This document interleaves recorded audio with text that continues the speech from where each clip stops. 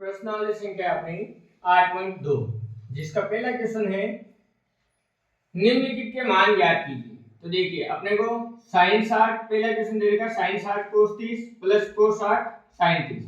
तो अपन ने सारणी पढ़ रखी है, उस सारणी के अनुसार इनके मान अपन वहां से याद करके यहाँ रखेंगे। तो देखिए सबसे पहले sin 60 की वैल्यू अपने को पता है √3/2। फिर cos 60 cos 30 तो cos 30 की वैल्यू भी अपन ने ज्ञात कर रखी है, उसका भी मान कितना होता है √3/2। cos 60 की वैल्यू होती है 1/2 और sin 30 इसकी वैल्यू भी कितनी होती है 1/2।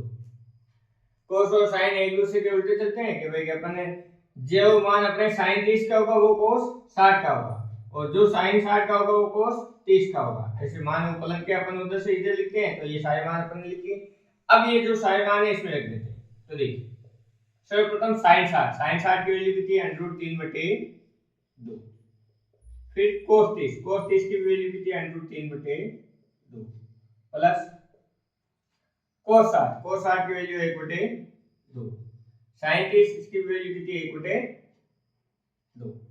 अब देखिए √3 मल्टीप्लाई होगा क्या होगा 3, 2 को 2 से गुणा कराएंगे कितने आएंगे 4 प्लस 1 को 1 से गुणा कराएंगे तो 1, 2 को 2 से कराएंगे कितने आएंगे 4।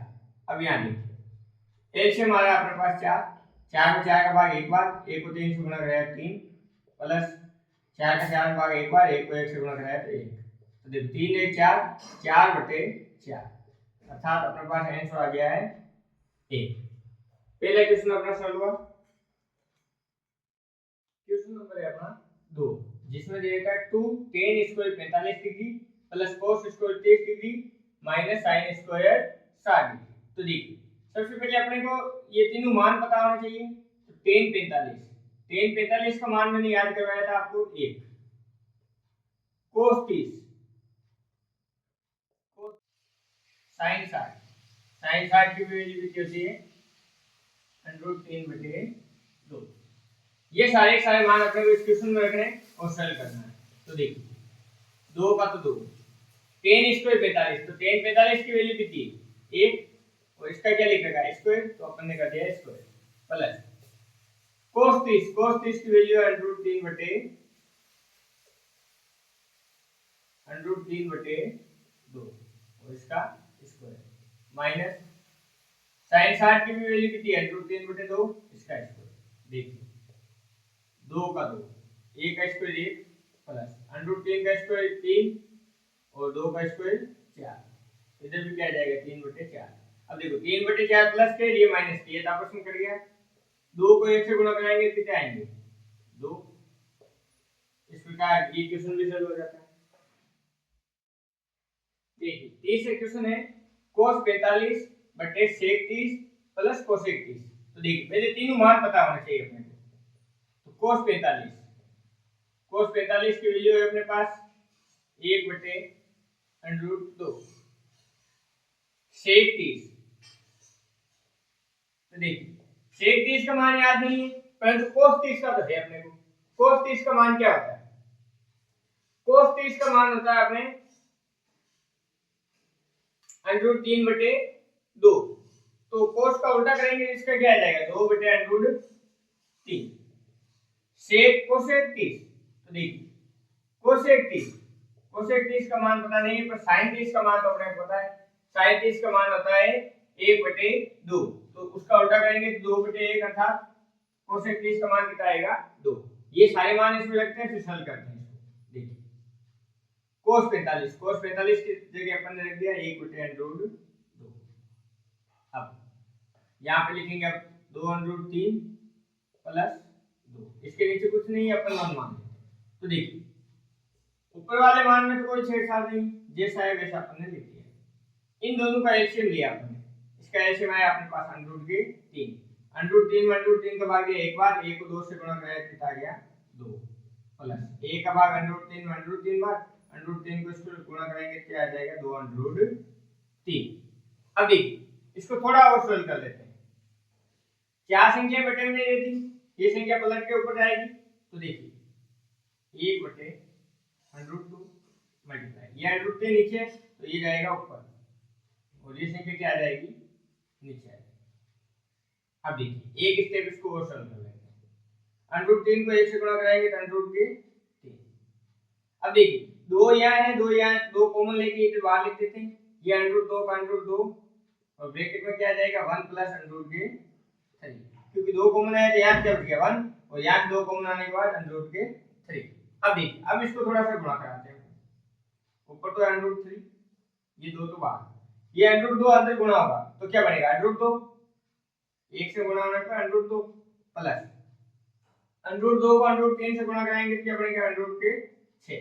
अब देखिए √6 प्लस के बड़े हैं तो बड़ों को अपन आगे रखते हैं, तो यहाँ पे देखिए अगले स्टेप में इसको इस प्रकार लिख देते हैं √3/2 ब्रैकेट √6 प्लस √2। यहाँ तक हो गया। अब देखिए बटे में कभी भी √ में संख्या नहीं आती तो इसके हलों का क्या करेंगे अपन परिमेय, कक्षा 9 में पढ़ के आए हैं, तो यहाँ से लिखते हैं हलों का परिमेय।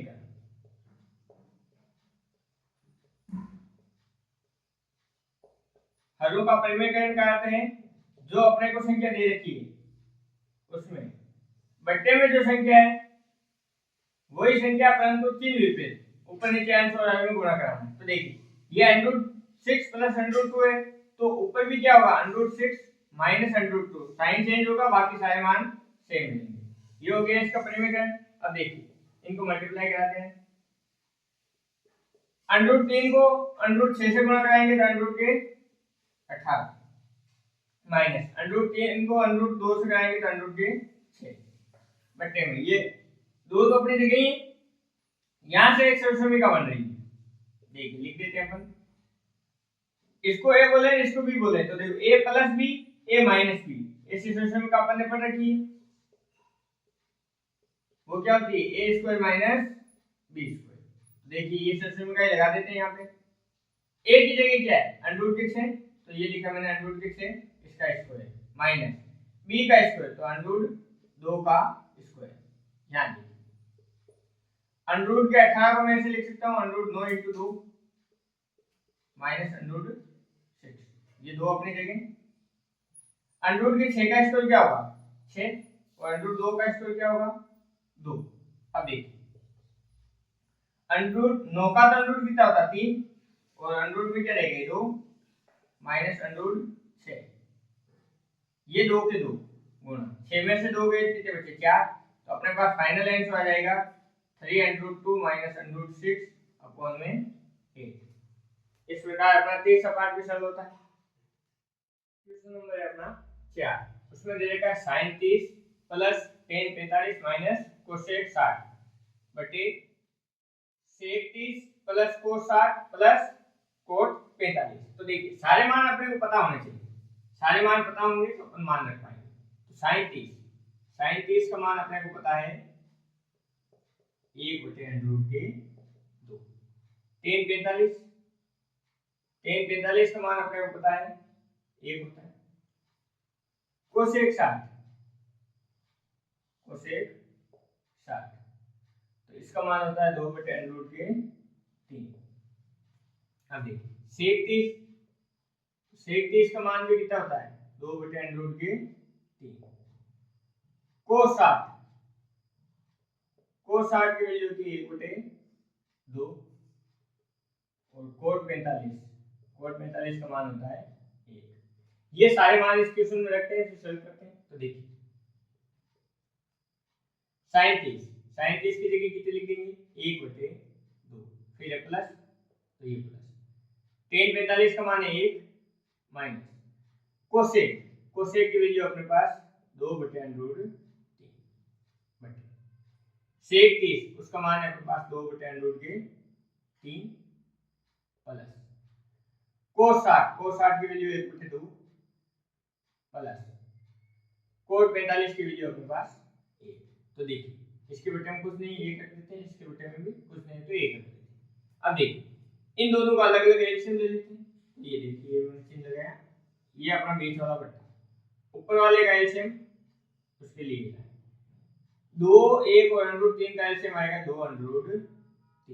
अब 2 का भाग इसमें देंगे, 2 से 2 कैंसिल, √3 √3 को 1 से गुणा कराया तो क्या आएगा √3 प्लस का प्लस, 1 का भाग इसमें देंगे तो ये संख्या इसको इससे गुणा कराएंगे तो क्या आ जाएगा 2 √3 माइनस √3 से √3 कैंसिल, 2 बचे, 2 को 2 से गुणा कराएंगे तो कितना आ जाएंगे 4।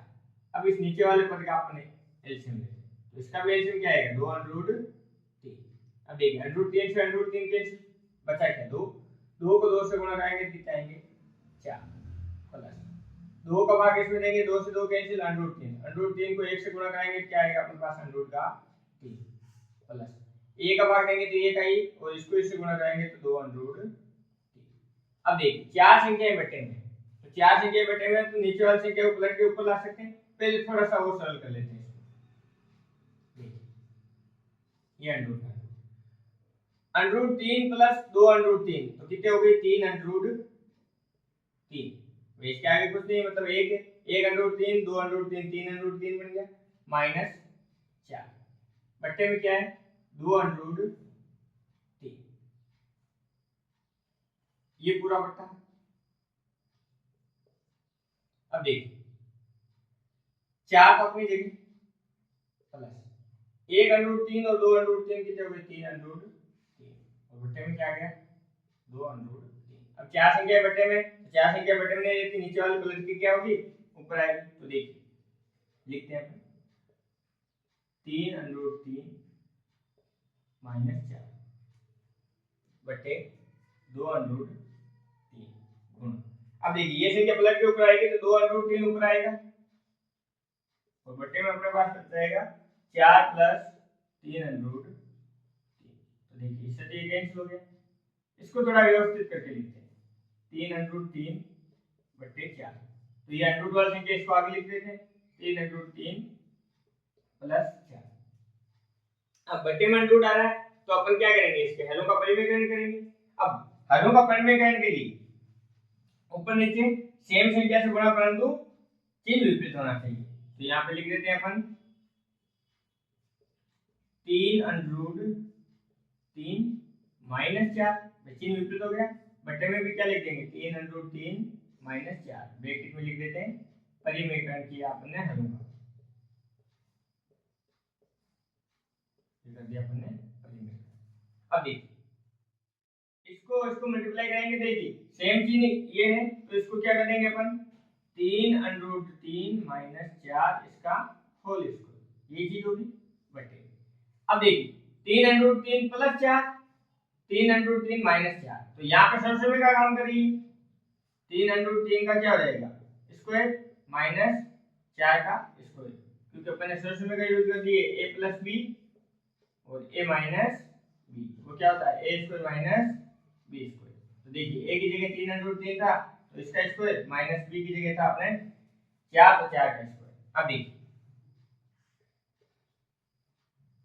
3 √3 माइनस 4 इसका होल स्क्वायर। अब देखिए इसका स्क्वायर करेंगे तो देखो 3 का स्क्वायर कितना हो जाएगा 9 मल्टीप्लाई √3 का कितना होगा 3 माइनस 4 का कितना होगा 16। अब देखिए 3 √3 माइनस 4 इसका होल स्क्वायर बटे 9 को 3 से गुणा करेंगे 27, 27 में से 16 गए कितने बच गए 11, यही अपना आंसर। कितना नंबर है अपना 5, उसमें दे देगा 5 cos square 60 plus 4 sec square 30 minus 10 square 45 बटे sin square 30 plus cos square 30। तो देखिए ये सारे मान अपने को पता होंगे तो अपन इसको आसानी से सॉल्व कर पाएंगे। तो देखिए cos 60 की वैल्यू अपने पास 1/2, sec 30 की वैल्यू होगी अपने पास 2 √3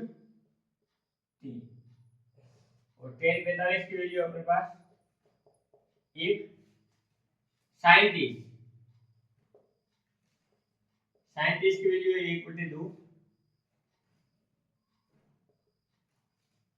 cos 30 की वैल्यू होगी √3/2। ये सारे मान अपने को इस समीकरण में रख के सॉल्व करना है। तो देखिए